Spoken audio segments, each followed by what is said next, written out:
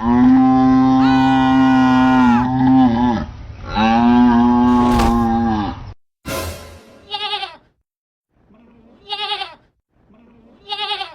Okuno, people whispered her name before they saw her. Mama Asooka. She was not an ordinary woman. Her body was a tower. Her arms bulged like the logs of Iroko trees, veins crawling across her skin as though they too were alive. Her legs were thick and heavy. Her head was always held high, and her sharp eyes never blinked when they locked on someone. And her voice, her voice, it was a deep, booming thing that rolled across the village like thunder clouds announcing a storm. When she spoke, even the stubborn goats stopped bleating. When she shouted, babies burst into tears. Whenever her tall figure appeared at the far end of a street, people scattered. Children abandoned their games and dashed into their mothers' huts as she passed.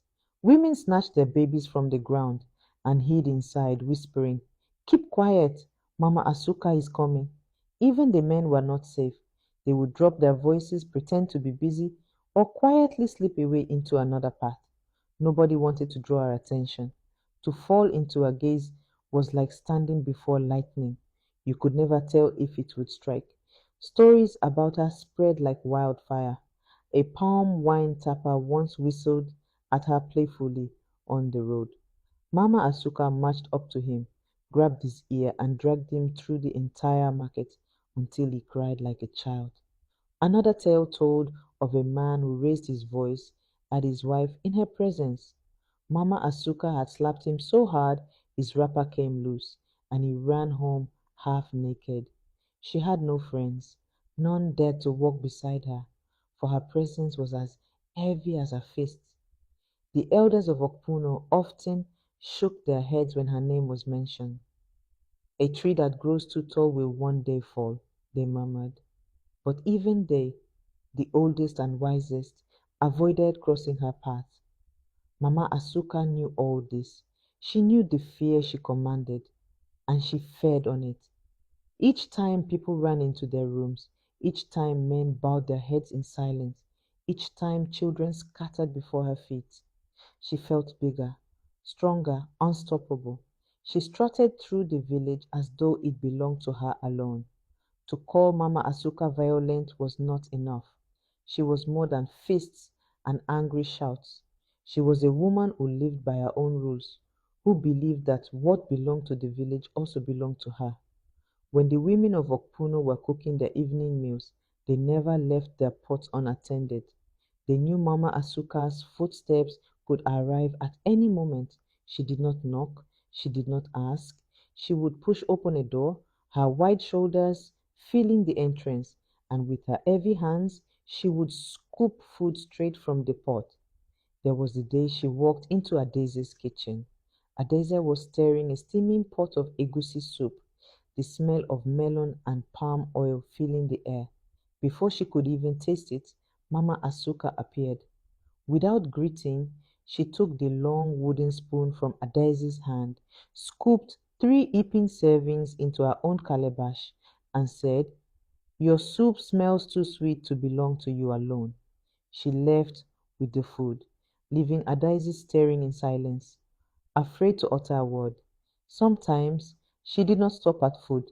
She took animals too. If she saw 2 fowls pecking in a compound, she would march in, grab them by the neck, and sling them over her shoulder. I will return the bones, she would say with a smirk. On one occasion, she went further. In Okoro, the palm wine tappers compound, a goat bleated too loudly. Mama Asuka turned her head, marched in, and untied it. The goat's owner rushed forward, stammering, Mama Asuka, that is my only goat. But before he could finish, she raised her hand. The man froze, swallowed his words, and stepped back. The goat followed her out, bleating into the distance. That night the smell of roasted meat floated from her hut, while Okoro's children cried of hunger. She never hid her actions. In fact, she seemed to enjoy the fear her boldness created. When she sat at the marketplace, she would stretch her long legs, pick fruits from the baskets of traders without paying, and eat them while staring into their eyes. No one dared to ask for money. To them, it was better to lose plantains than to lose teeth. The children of Okpuno learned to run the moment they saw her shadow. They remembered the time she caught them roasting maize by the roadside. She walked up, took the maize, and bit into it while the fire was still glowing. Your stomachs are too small for this maize, she said, chewing noisily. Go and drink water instead. The children fled, leaving their playthings behind. To Mama Asuka, all this was not stealing. She believed she had earned the right to take anything she wanted. But to the villagers, she was no champion. She was a tyrant. Her visits to their compounds were like locusts on farmland, sudden, destructive, and impossible to resist. And though Mama Asuka felt untouchable, the day was coming when her hands would be forced open and the village would no longer cower at the sight of her shadow. Sometimes she would enter the wrestling ground where young men practiced. She would stride into the ring uninvited and demand a fight. The men knew it was useless to refuse.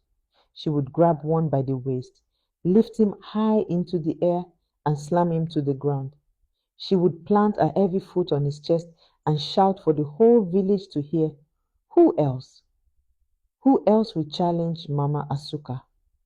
The men would look away, their shame burning hotter than the sun. None dared to face her again. One evening, she walked into the